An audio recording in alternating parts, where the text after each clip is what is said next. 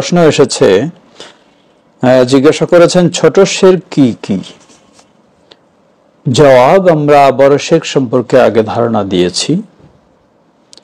আল্লাহ সুবহানাহু ওয়া তাআলার জন্য যে ইবাদতগুলি করা হয়, যে বিশ্বাস রাখা হয়, সেগুলি আল্লাহর জন্য না হয়ে অন্য কারোর জন্য অথবা আল্লাহর সাথে অন্য কাউকে সমপর্যায়ে মনে করে সম্পাদন করাটা হলো বড় শিরক।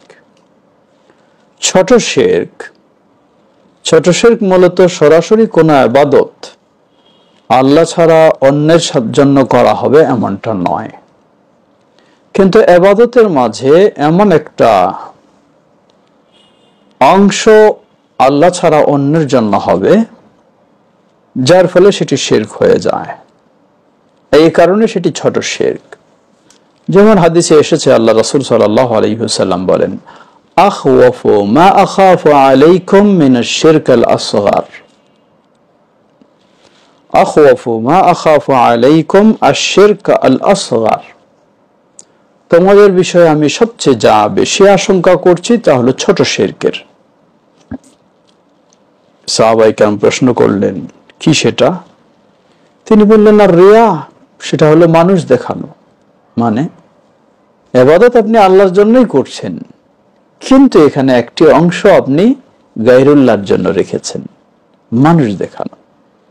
যেমন উদাহরণ দিচ্ছেন আল্লাহ রাসূল সাল্লাম মুসনাদ আহমদের আরেক হাদিসে, সেখানে আরো কঠিন ভাবে বলছেন।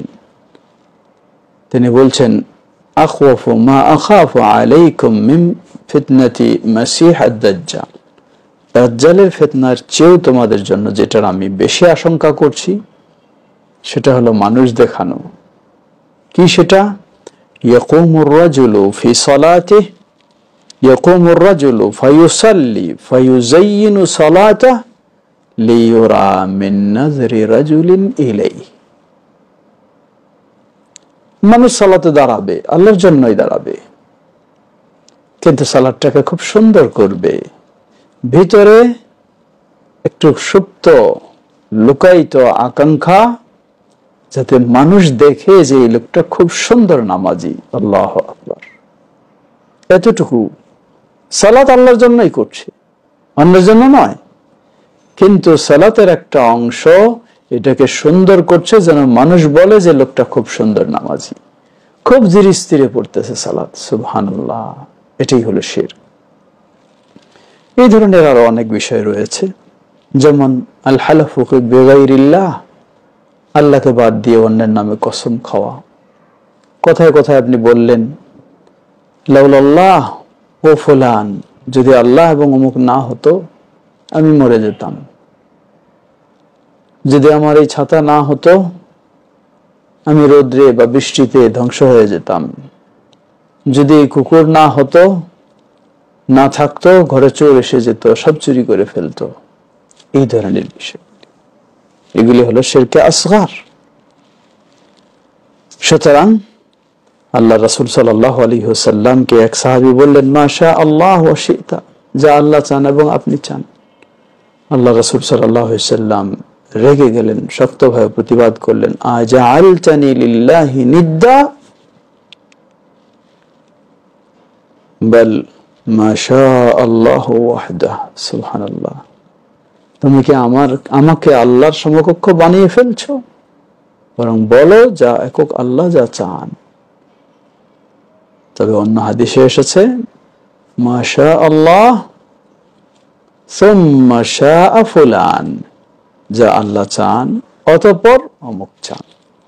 এই অতঃপর শব্দ দিয়ে যদি ভিন্ন করা হয় তাহলে জায়েজ রয়েছে, কিন্তু এবং শব্দ দিয়ে একত্রিত করলে সেটি শিরক আসগার, ছোট শিরক।